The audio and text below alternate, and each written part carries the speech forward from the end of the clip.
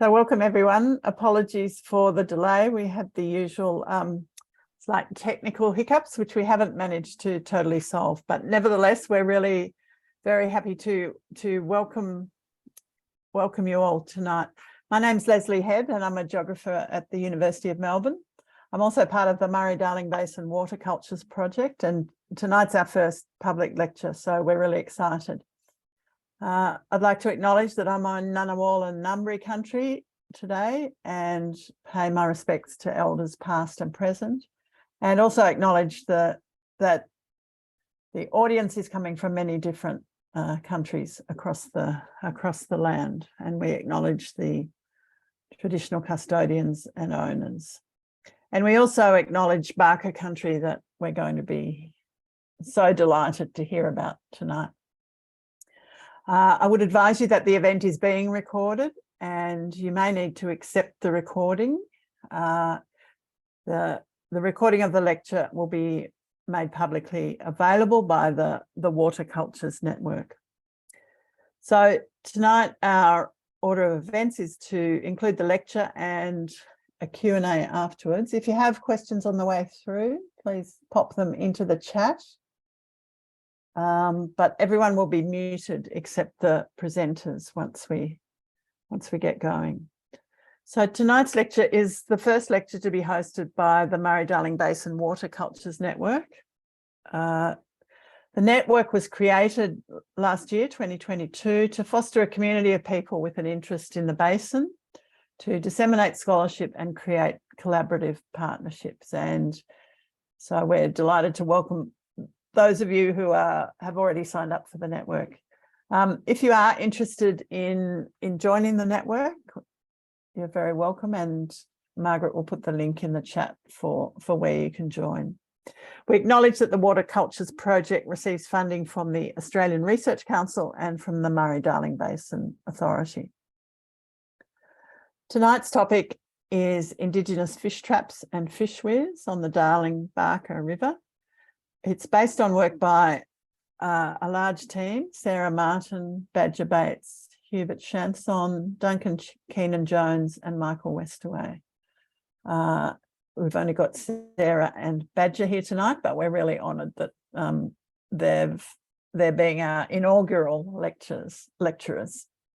This is a study about Baaka fish trap and fish weir technologies, and also the practices of fishing and river management. So it's really relevant to contemporary New South Wales water policy, which, as we know, could see new water storage weirs built to meet the needs of irrigators, graziers and towns.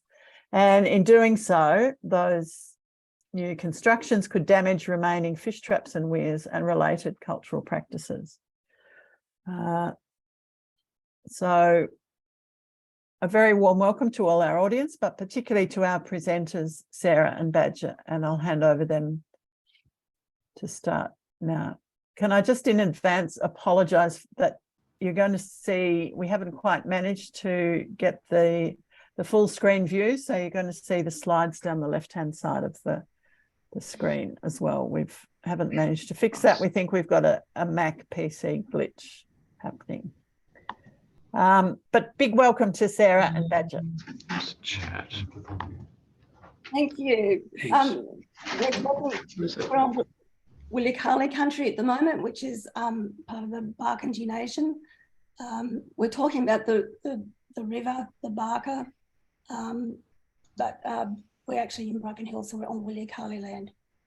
So the area, Margaret, if you could go to the next slide, please. Margaret, next. Oops. Yay. Oh, that one will do. Whoop. Yep, that's fine.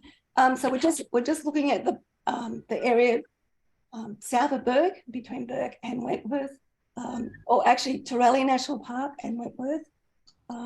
We're just looking at a narrow area of river. We're not saying that this is any different to anywhere else. I'm sure that this is very similar to the rest of the Murray-Darling Basin, but there's been very little work done on any of this. So we're just starting off doing the Baaka because it's Badger's country, and both Michael and I have worked as archaeologists a lot along the Baaka. So Badger's just going to read out this little statement, which is our starting point. Yeah, our little statement is Barganji and the Baaka. The Darling River is our Namaka, our mother. It is the Baaka, and we are Baaka Weemitches. That means we river people. We depend on our river and everything, our identity, our food, stories, families, history, our language, our rules, healing, everything. Without it, we are nothing. When the river flows at Vulcania, all the kids and the family go fishing. The kids use the rock weirs as fish traps, like we have done for thousands of years. We catch fish, it keeps us healthy. When there is no water, the kids get into mischief and the old people get sick. We, Barkanji Weebingers, need our rivers to stay healthy. Everyone in Australia need our rivers to stay healthy. Our children and our grandchildren and all generations to come. So just a couple of points out of this, apart from what they just saying about what it means to them. We're using the word Baaka for Darling River today because that's its proper name, and Barkanji Weemitcha. So we're using the word Weemitcha for people throughout this talk. Margaret, can you have the next slide on, please?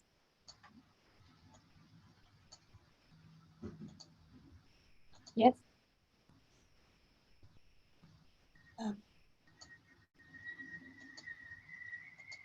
Is it on? No. It says on my screen. It's a delay. It's a lag. I'll try again. Now? No. Oh, this is just. I'm so sorry, everybody.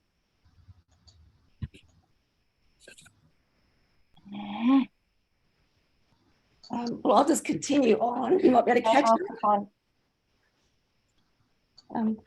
So Barkanji, just as a bit of background, Barkanji denied a meaningful role in water management and confront ongoing struggles to have their common law rights recognised and accommodated within Australian water governance regimes.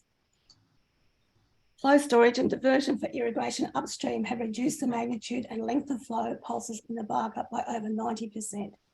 And when we catch up with the slide, that's a picture of. I stop the share slide and do it again. I have no idea what's going on.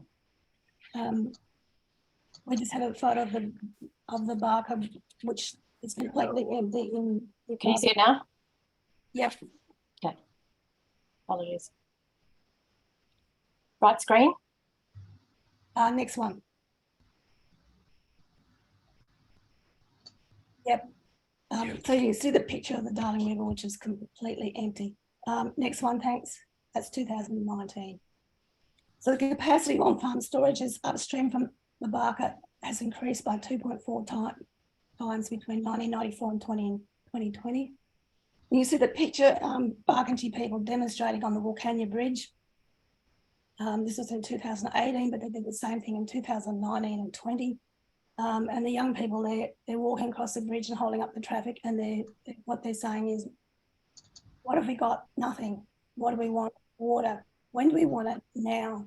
So all these 2018-19 demonstrations were completely ignored by the media, politicians and government alike. Next slide, please. So move on to the fish traps. So fish traps and weirs are an important component of traditional spiritual and economic systems on the Baaka. The Bawana and stone fish traps upstream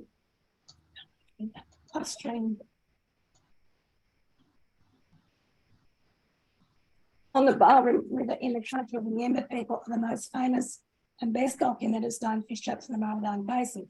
However, downstream there are and were many more stone fish traps still used, remembered or documented in historical material. And I'm sure there are many more in other parts of the Murray-Darling Basin, but we're just concentrating on this area on the Baaka at the moment. Wooden and earthen bank fish traps and weirs, while not as archaeologically visible as stone fish traps, were frequently used on the Baaka floodplain, lakes, swamps and billabongs. So in this talk, archaeological evidence, traditional cultural knowledge and archival materials document the complex social processes and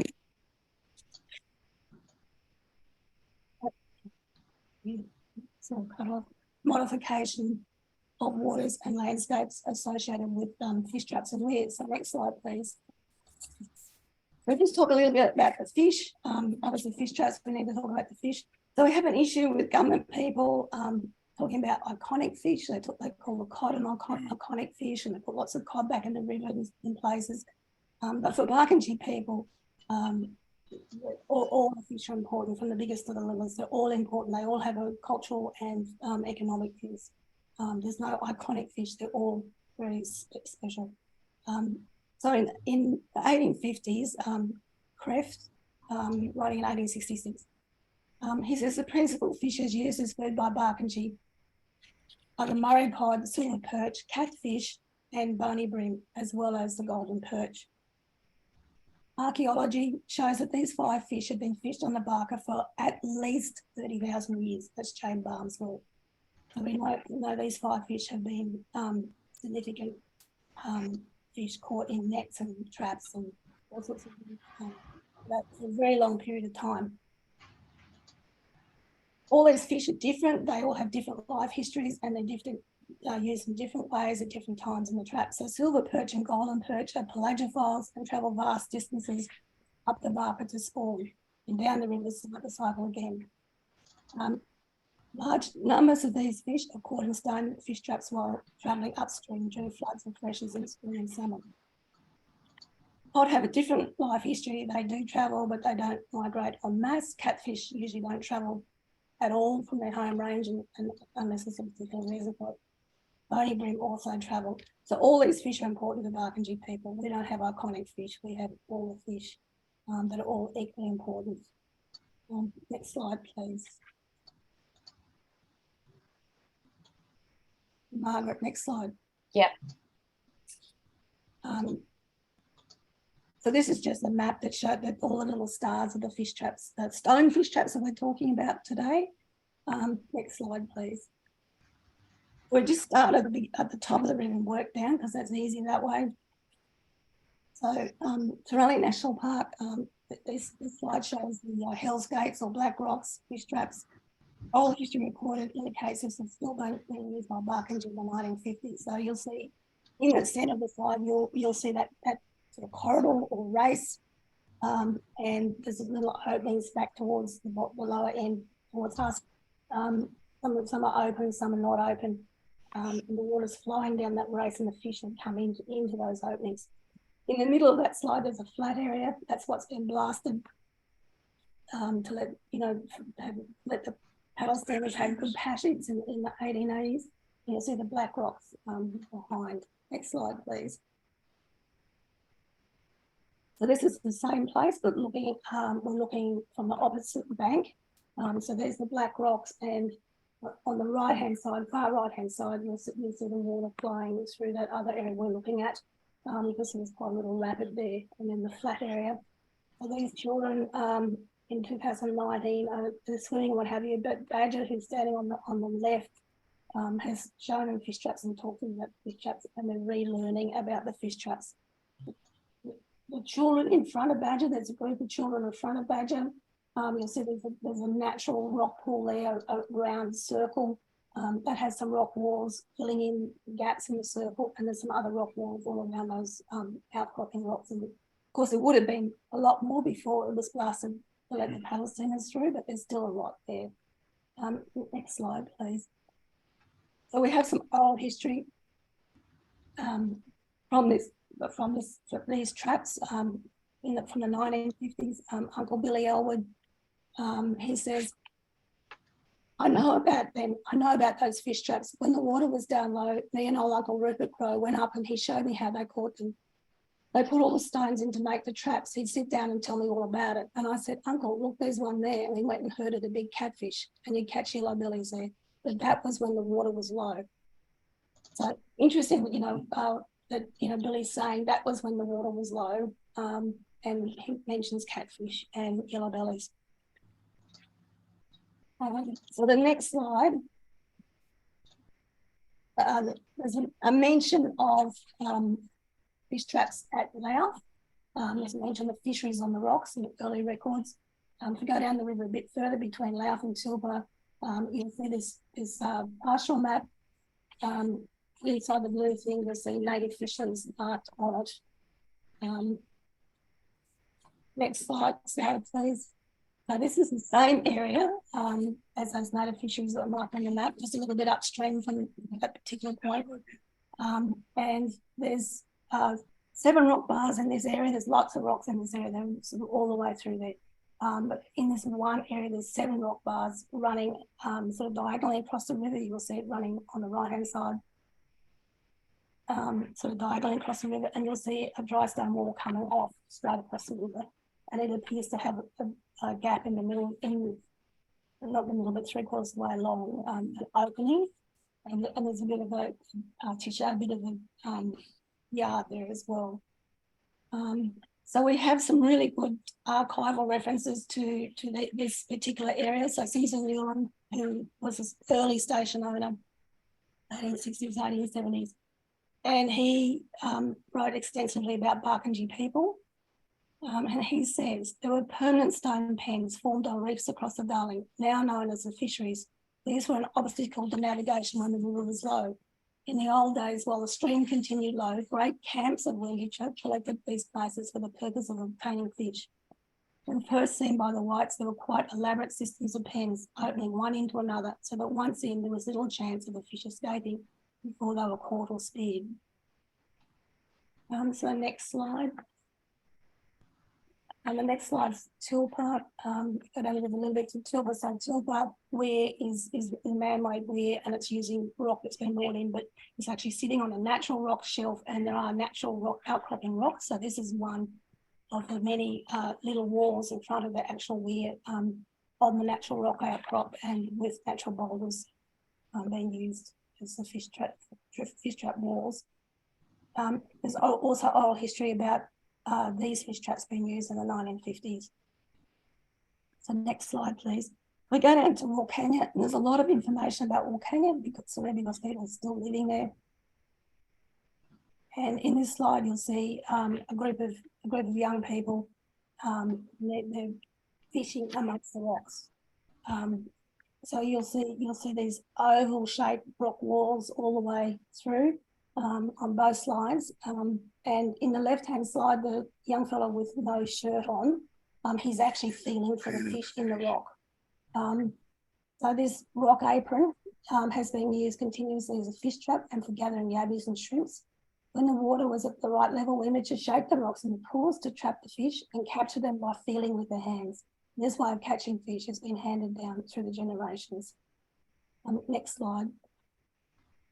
This is the same place, but you'll see right across the river, and you'll see that those rock walls go right across the river, and on the far side you'll see a circular trap as right on the far bank. So this is some oral history. Down in the weir, we make fish traps and catch fish. We used to just go down to the weir and make fish traps. You'd lift the stone up too, and a lot of yabbies live there. We used to get great big buckets of yabbies. Unfortunately, Wilcannia is getting a new weir. That's not necessarily unfortunate, but it's getting a new weir. And they've decided to put it 5 kilometres downstream. So although this one's been here since the 1940s, it's going to be dismantled, despite quite vocal campaign by local Baakanje people. And they're very aware that this is going to result in a loss of cultural practice because the new weir won't be able to be used as a fish trap. As far as we know, they keep changing the plans, but as far as we know, it won't be suitable to be used as a fish trap. So Weir 32 at Menindee is the town where at Menindee is used in exactly the same way as this weir. And the important thing about these weirs is that they were like that people could just walk from where they were living to them. Yeah. So Weir 32 is not under threat. Because it has a fishway, and the reason why they're going to pull this one down is because it hasn't got a fishway. But if you look at the way the stones are placed by the Aboriginal people, they are fishways. You're not going to be catching fish there if the fish can't get up, so it makes absolutely no sense. Next slide, please. So this is in the middle of Volcania. You'll see the little circles and little crosses in the river. That's the rocks and the rock shelf and the rocks. And it's called Rocky Crossing. Baaka oral history indicates it was used as a stonefish trap in the 1950s and for gathering yabbies. We also picked up some other cultural uses of these rocks. So it's used as a dry crossing place to cross between what used to be the fringe camp and town, but also people really placed a lot of emphasis on the fact that it's a safe place for children to play. So you look at pictures of the Darling River, and it has very, very steep, muddy banks, terribly dangerous for young children. So these rock outcrops were also used as safe places for children to play in the water under guidance. You can see them from above, but they're not falling down deep banks into deep water holes or anything like that. So people put a lot of emphasis on that, and this will be inundated by the new weir most of the time. Next slide, please. So 15 kilometres downstream from Orcania by road.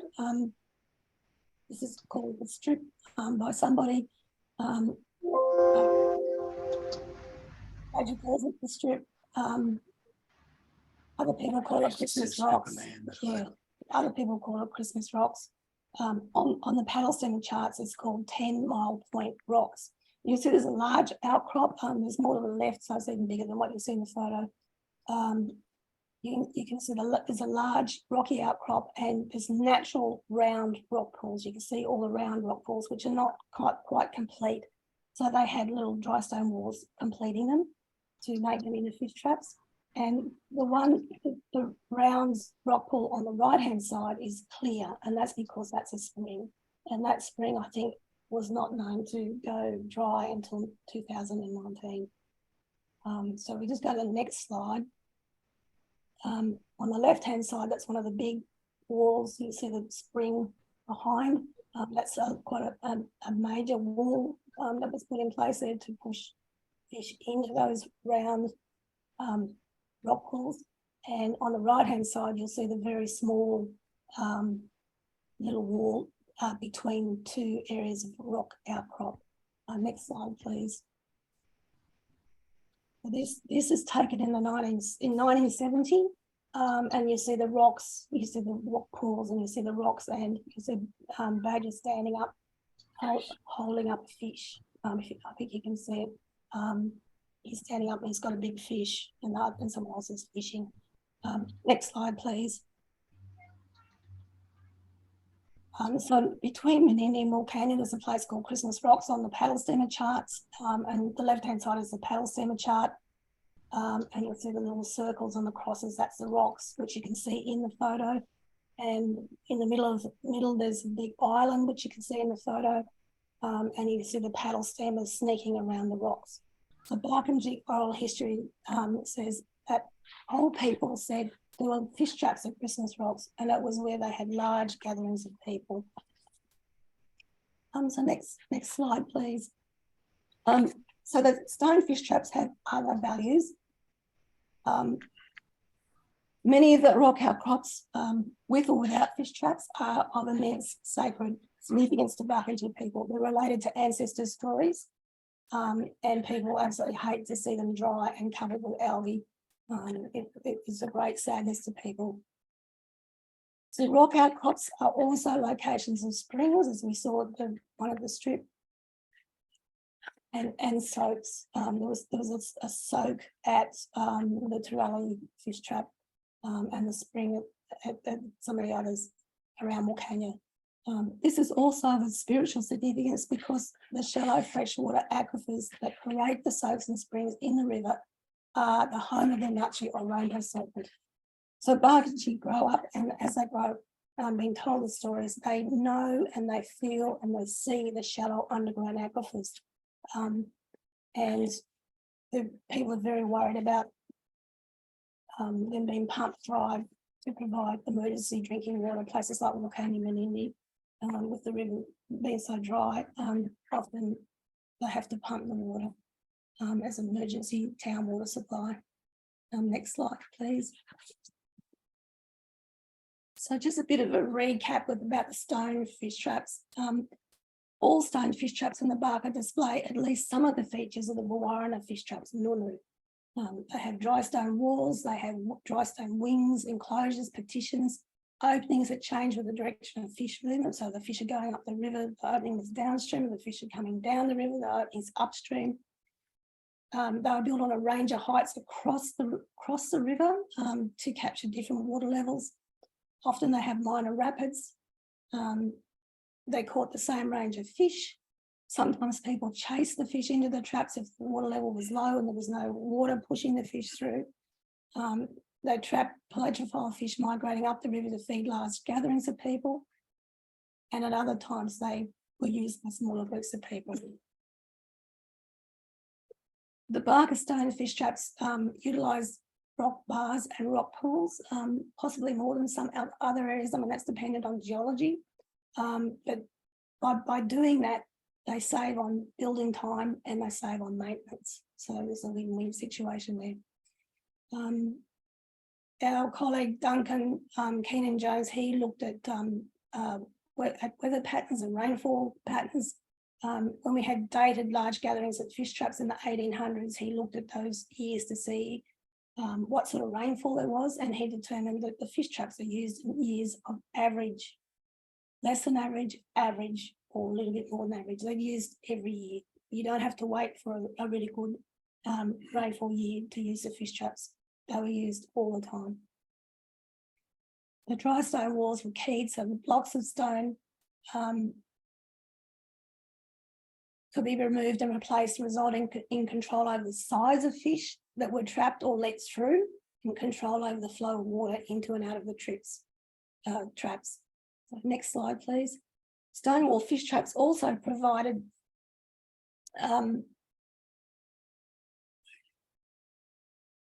habitat for invertebrates in the food chain, such as yabbies and freshwater snails and aquatic insects. The description at Vulcania of people getting buckets of yabbies from under the rocks indicates, that people were also looking to manage the invertebrates as well as the fish. So another way of looking at it is that these fish traps with the dry stone walls were multi-storey apartments for yabbies, snails, and other invertebrates. These invertebrates attracted catfish and cod that were just rambling around during periods of very low flow. So they would actually come into the traps to find these things to eat. However, this all depends on having low flows. If the river loses its low flows, it loses all these invertebrates, such as river snails, which are almost extinct. The Baaka had infrequent big floods when fish traps can't be used until they subside, but they had many medium to low freshers throughout the year. These were of the right height for stone fish traps to function. Compared to the Murray, the Baaka freshers and floods are unpredictable. We all know it's unpredictable, but because it captures northern rain and eastern rain, so it catches summer rain and winter rain, it's spread out more over the seasons, which gives more opportunities to use fish traps than on the Murray that has that big scream flood. So next slide. So working with Hubert Chanson, he's an engineer, and he's looked at fish traps, and he's come up with some really interesting input into how these fish traps work. So stone fish traps are major hydraulic structures normally placed within the main river channels, as they depend on flowing water to function. They're installed in variable and fluctuating rivers like the Baaka, rather than rivers that had a relatively constant high flow. These structures have to be stable across floods and low flows, so they have to be very stable. But the fish traps operate on low to moderate flows only. The water depth has to be no more than 1.2 to 1.5 metres for people to actually work in that sort of area. They'd just be washed away otherwise. So we have historic descriptions of fish trap use, as well as accounts of paddle steamers, which also show that fish traps were used on low to medium flows, not high flows. Next slide, please. During floods, the stone fish traps act as roughness elements, enhancing turbulent mixing in the water column above. This enhanced mixing helped prevent sediment filling the traps, as well as creating strong secondary circulations and transverse currents in the whole river cross-section, thus improving the water quality of the river water. Most stone fish traps are convex, arching upstream against the flow of water, which adds strength against floods, the same way as a Roman arch dam resists the force of water against it. The curved shape open at the downstream side induces flow and turbulence patterns that attract fish into the trap enclosure. And the curved shape further reduces the risk of blockage by floating logs and other debris. Next slide, please. As fish move up or down minor rapids, they're attracted into the fish traps through a combination of fast-moving flow into the traps during downstream migration and wake and effect recirculation vortices behind the traps during upstream fish migration. The dry stone walls are built without mortar or clay and are therefore a porous wall, and this sustains the current and prevents siltation.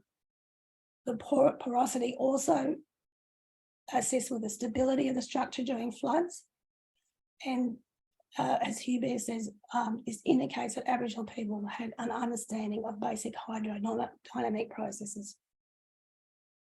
During medium to low flows, the porous walls also created a different wake region turbulence to attract the fish swimming upstream.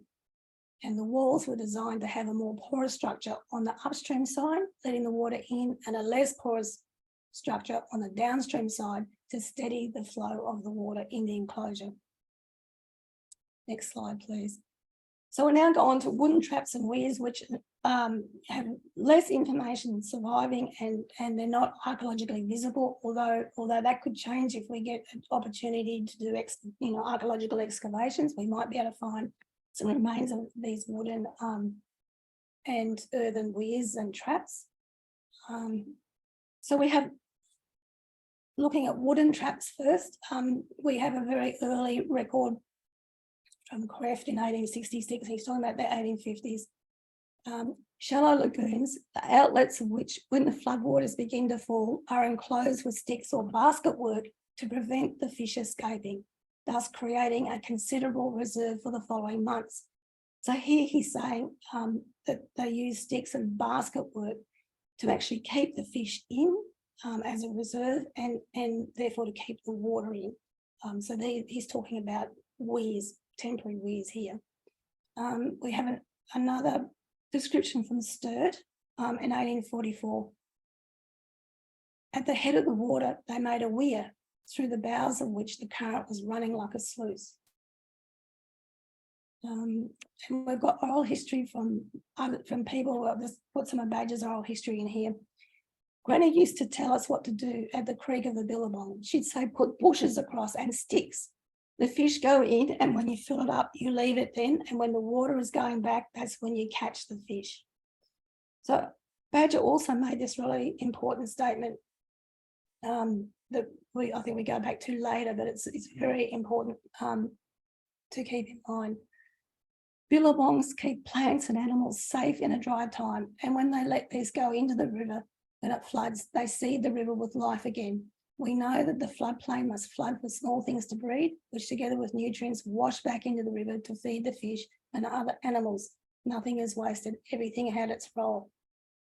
So he's saying here that if you can keep things in the billabongs for a time, if you have a short dry period and you can keep everything sort of chugging along on the billabongs, then when the flood comes along, all these things come out of the billabongs and back into the river, and it sees the river with life again.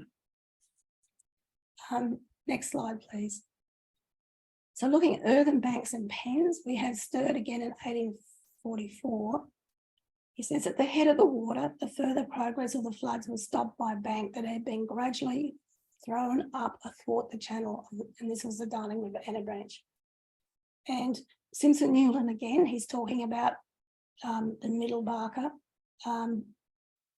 When the water back from the river became low, large quantities of fish were obtained by driving them into shallow pens made of mud. So he's talking about a situation where very shallow areas have been actually cut off from the river, so they're no longer, they've been flowing back into the river, they've stopped, and the fish have been trapped, and so that's how they get caught. So the picture on the right hand side, that's Badger's niece Zena, and in front of her a series of digging sticks made by Badger, and you can see that the digging sticks have one curved sort of flattened end and one very pointy end. They're made of mulga, and the two dark ones are nelia. So these are very, very, they're big and they're very good at digging. And they, Arkansas people also have what they call shovels for digging out grubs and animals, and also lots of coolamans, bark and wood coolamans that were used as scoops. So when people were digging out, making these earthen banks or digging out animals or something, they used them as scoops. So there was plenty of tools to make these earthen banks and pens. So next slide, please. So because there wasn't a lot of evidence of wood and earthen weirs, we sort of put our thinking cap on and thought, well, what else can we see in the evidence?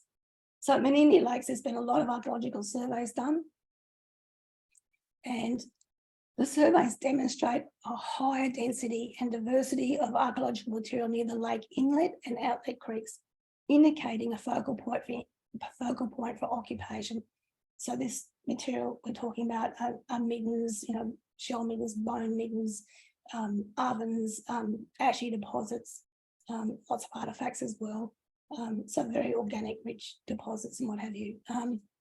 The inlet creeks, according to some of these reports, were prime places for fishing, and one report said a place where fish traps may have been built. So the archaeology, although it can't prove there were fish traps there, it does point to the fact that there was something quite special going on in those areas, and possibly fish traps. Yeah. Historical sources and oral history indicate the wooden structures were replaced with wire netting very early on. We have a description from Bawarana from, I think, 1907 or 1916, and something in that period where people were already using wire netting in the Bawarana fish traps to actually instead in the place of nets. So where you have a gap and the fish are coming through the gap, they were actually using wire netting that early. Yeah, tree guards were much a favourite thing to use. So the wire netting that we have the oral history for is on stick frames, and it's used in the same way as the previous organic stick or basket structures. And that's an example of cultural continuity and transformation. So, although people weren't making basket work, wickerware, and what have you, in the more recent oral history, we know that they were using wire netting in the same way. Also, looking at the earthen banks, the morphology of lakes and billabongs, inlet outlet creeks provide a clue to the use of earthen banks and weirs. Often the entrance creeks from the river have a slightly higher section. This is a narrow section, resulting in much of the water being kept in the lake or billabong instead of flowing back out into the river. These higher sections may be remnants of earthen banks thrown athwart, to quote Sturt again, to hold water back in the billabongs, forming a reservoir of fish, yabbies, turtles, mussels, and aquatic plants. Next slide, please. So in summary, looking at wooden and earthen weirs, traps were built across outlets of lakes and billabongs as the water began to flow back into the river, trapping fish that were moving with the water and depending on gravitational movement of the water. These were made from wooden stakes, branches, bushes, wickerware, earthen banks with gaps for stake or nets. Pens of mud were built in shallow waters that were already cut off from the river and unable to flow back into the river. But people had to chase the fish in, so we're using people power instead of hydraulic power. Weirs were built across outlets of lakes and billabongs to create lentic environments that behaved as fish reservoirs, fish nurseries, and a rich environment for yabbies, lake mussels, aquatic insects, birds, turtles, etc. This was also an environmental choice for many aquatic plants, including plants used by Wimmitcher for food and fibre, such as typha, Lobochinus, and Triglocken. So when we're talking about weirs, we're not talking about concrete weirs. We're not talking about a concrete wall. We're talking about leaky weirs, and we're talking about an environment that had lots of trees and bushes and plants in the water. So low evaporation due to the plants, but these would slowly, water would slowly filter out. So it created a temporary lentic environment, unless of course refreshed by more water coming from the river or major rainfall events. If you get a really good rainfall, it will half fill a billabong in a couple of hours. However, if all fails, drying triggers the burrowing of yabbies and mussels into the mud, waiting for the next water. So they're fine, they just burrow in and wait for the next water. But then we get a succession of plant foods that are also really important for Aboriginal people, such as Menindee clover, nardoo, and grass seeds. That's just some of them. So it's a win-win situation, really. Next slide, please. So in conclusion, Barkindji people living along the Baaka have a sophisticated understanding of the hydrodynamic processes relating to the in-stream stone wall fish traps. They provide food for large gatherings when focusing on mass migrations of pelagophiles during spring and summer floods and freshers. Conversely, fish traps also provide food for small local groups during periods of low or no flow. Large stone fish traps had their own agency, enabling but also encouraging large intergroup gatherings and ceremonies. So people had agency, they built fish traps, or they built really big fish traps, and then they kept building them bigger and bigger, like at Warrana. But in a sense, if you look at it, those fish traps themselves attracted people. So even the fish traps had their own sense of agency. Large stone fish traps had their increased flow turbulence, reduced silting, increased water quality, and a key to let small fish through. And they increase rocky habitat with flowing water for invertebrates such as yabbies, shrimp, and river snails. Next slide, please. Stone fish traps are often found in association with shallow aquifer springs.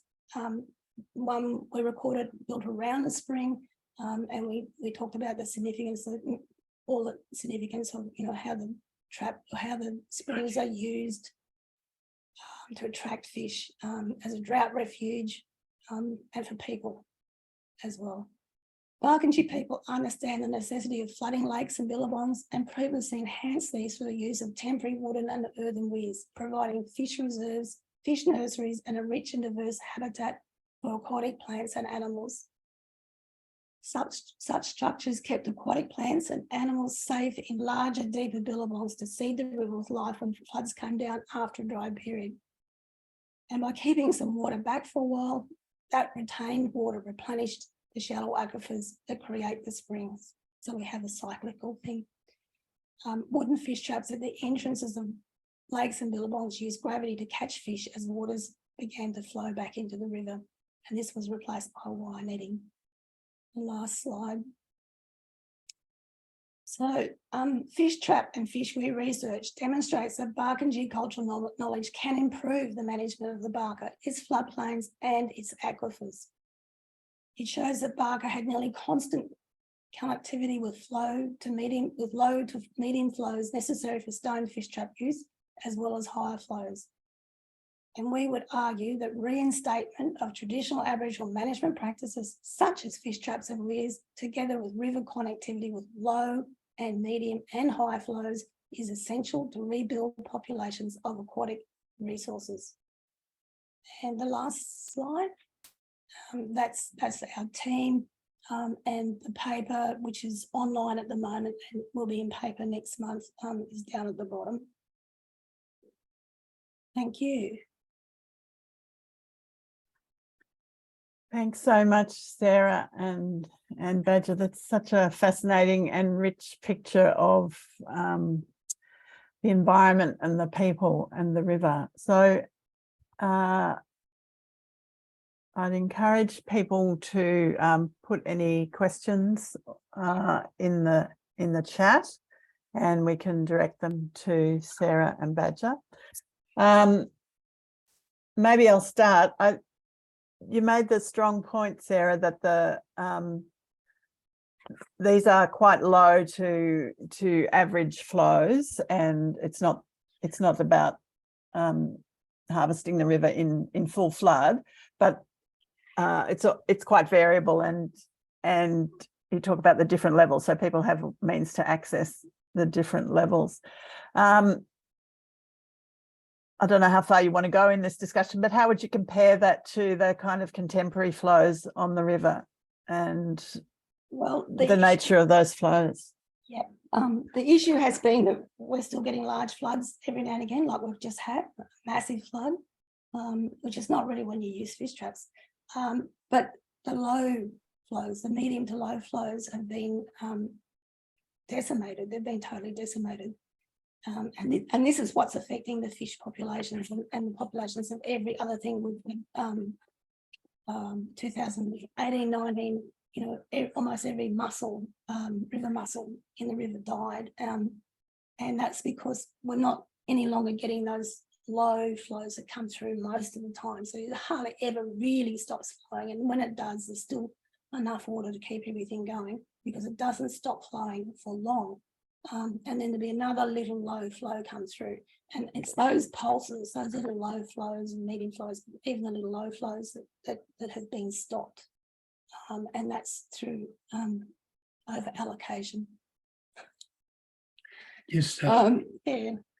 just on that with the fish traps, what I find in it, Sarah and us look at a lot, is they blew a lot of the fish traps up to get the paddle steams through a long time ago. Then they built these big weirs and dams, but even the part they blew up is still letting water through. And when it does that, it kills the freshwater snails and the mussels and the other little critters that live in the river. So if you look at the fish traps on the Baaka, the upstream side of the fish traps is like a black clay, and the downstream side is white sort of sand, because that's what's flashing through the fish traps all the time. So we do need the fish traps back to where they was, but not a big eye wall. So we're not taking water away from the Baaka, but we're creating a little ecosystem there to get the freshwater mussels at the top and the snails sticking on the rocks. If we can get that back, then there's another thing, I think what you've got called a water boatsman, a spider, and it walks on the water.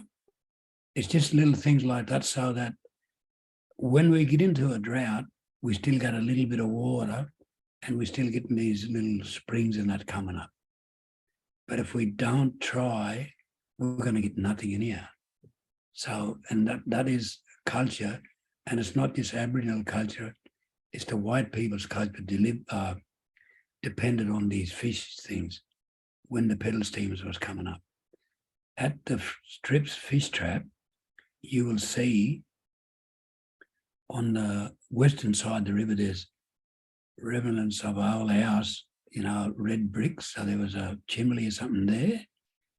Then you look at Vulcania, again, the developments had to use the fish traps for the weirs for, like Vulcania. A good example is Burrawarna, again, the big major fish trap. Burrawarna is built, need the fish traps. That's because there was water out back before we got into all this other good technology. And so it played an important part on the Baaka for the whitefellas history and the blackfellas history, and it's still doing it. And that's what we need to all think about. The big dams are no good, because at Burrawarna now, because they're getting no water. And remember what I said, the sand will get washed through and the water flowing all the time. At the beautiful Brewarrina fish traps now, we're getting trees growing in the river about 4 inches around, and they're destroying the fish traps. People can't go and pull them out with a machine because it destroy the fish traps, because they changed the system of the water with that weir. They built another big So fishway, silting and it's silting it up. And this is what's happening. And that's what we try to say. Try and keep history as it was. All we want to do, we know the paddle stream has come through. All we want to do is fix the part where the paddle stream has come through and let the river go on its merry way. That's all we want to do. And it will show people that what worked a long time ago, it can work today with the ecosystem and all that. That's what we want to do. Animals, when I was a kid, like the water, we used to call them Charlie of the water, this boatman thing, we want them back in the river. We want the mussels, and we want the thing, because the cod, the icon fish what everyone's mad on, to me, even though the cod is a nice, beautiful big fish, to me, and it's one of our created, but to me, the cod is a sook. It's very soft and it'll die quick. People, I've seen my old uncles used to tether fish and they just die. And if you look at with the black water was coming down the river, whether it's in any river, whether it's in the Baaka, whether it's in the Murray or anything, the cod is just about the first fish to die. Because it's big and it needs a lot of stuff. Then you get the bony brim, which we call Ninesbar. That's my cockatoo or my wishtucker. That's my brother or sister. That is a part of our totem. We put them back in the river.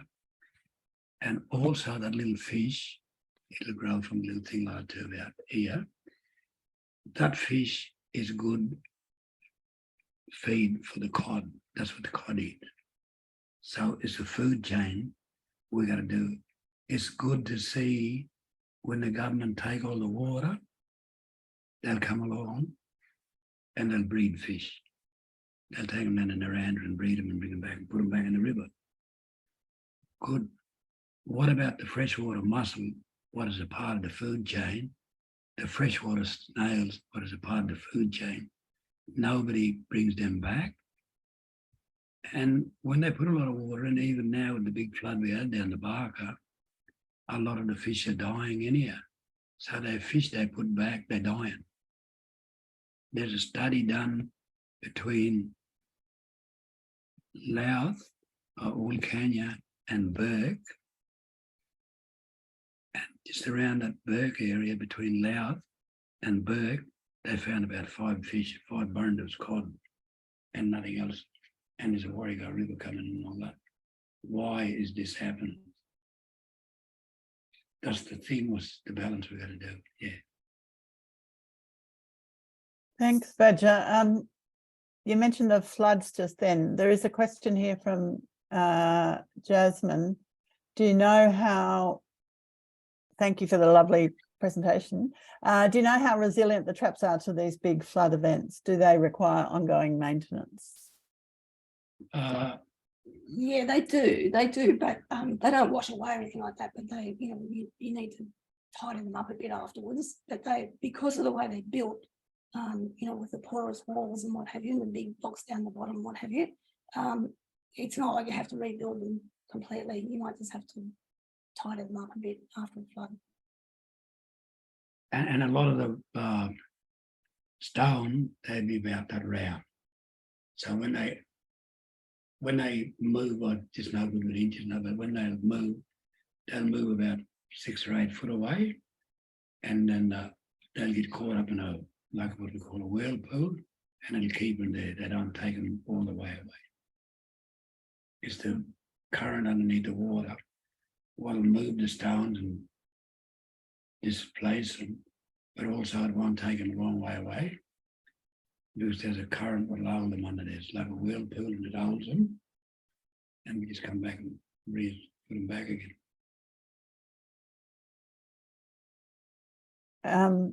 Thanks. There's another question from James. Is there some supporting science for the connectivity statements, low flows being decimated, etc.? Well, that's not our expertise, but you only have to read some of the other people's work, like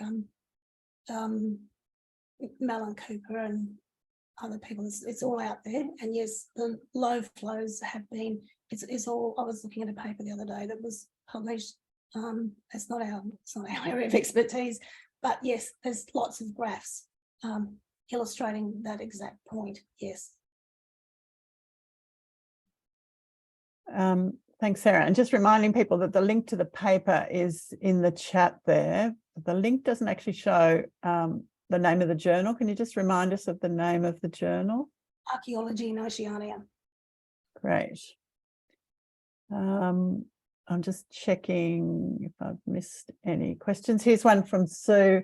Has there been any engagement? Oh, you've partly answered this question. Has there been any engagement in water planning processes to protect important low flows? It's been very patchy. They still working on it. They was working on it for a long time, but the water mob are still working on it, so we're still waiting. Yeah, Baaka people haven't. They are starting to now, but they haven't been engaged at all in cultural flows. Although there's something just beginning to happen now. Not the cultural flows, but they're starting to plan for that now. I don't know how that's going to go, but yeah, there hasn't been a lot of involvement in Baaka people, or it has been involvement, but people, they haven't been really, no one really takes any notice. So at Menindee, they had a stakeholder advisory group to do with the Menindee Lakes, and it was made up of all different kinds of people, including, native title, local Aboriginal people, farmers, tourism operators, townspeople, and what have you. And in the end, the people who were on the advisory group disbanded it because they felt that they were not being listened to at all. Yeah.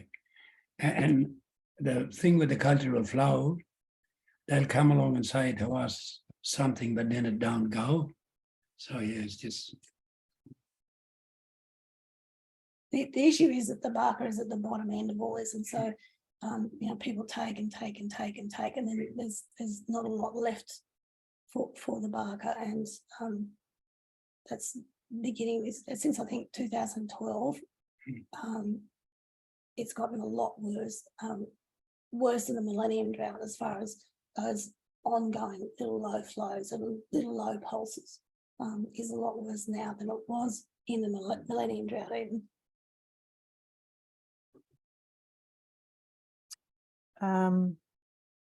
Okay, and we might have to make this the last question because we're over our time already, but do you know how the location of these fish traps were identified historically? This is from Miriam. I presume she's talking about the maps. With the new weirs, would it be possible to identify new places for the traditional weirs and fish traps to be introduced? Yeah. Does she mean not actually to reintroduce them, but not on the old ones? Is that what she's saying? So you leave the old ones and then you go to another spot, so you don't interfere with what's left of the old one. Is that what she's saying? I'm not sure. Mariam, if you're still here, maybe you could. Yes, that's what I was wondering. I'm just because, the new weirs are obviously inundating the traditional, like, so for example, at Wilcannia weir, the traps will be decimated, in all honesty, once the new weir is put in. So is there any opportunity for, that weir to be placed somewhere else, or is that not something that can happen? Like a four-year process trying to work that out, and it hasn't yeah, it just hasn't been very successful. And new, Because the engineers, they know, you know, the engineers know best, and they've picked their spot, and it is very, very, very difficult to get them to change their mind. yeah, the new weir at Wilcannia will go down about, I don't know, 5 k's, I think 4 k's, Right. 5 k's down the river, and then they will pull the old weir out because they reckon it's because of the boating and that. We say no, and the fishways, we say no, it worked. I'm 75 years of age, and I used them, and my brothers and cousins used them before I was born. And we say nobody got hurt at the fishways. Leave the fishways alone. They said, oh, but they'll be covered in water. Yes, they will be covered in water, but for how long, nobody knows, because they keep taking water. And the question there, Marianne, is we as Bargany people and native title people, elders, we won't let them come up and put any structure on the ancient fish traps that was there for a long time ago. They belong to the lot of us, not only to us black people, to white people, they are there. We want them there so that when people go, they will see an old fish trap, then they can go and get a feed. That's what we want. We don't want them for ourselves. We want them for everyone. And I keep saying that with my people, we Kilpera and Makra, I'll just give you a bit of background on Bargany culture. Kilpera and Makra means eagle hawk and crow. I am an eagle hawk person. Then in all that we got fish is our relation, plants are our relation, other animals.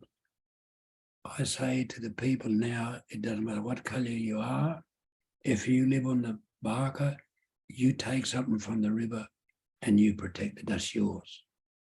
I think if we went that way, at least we're all standing up as one and trying to protect the darling Baaka and other rivers. That's how we should work.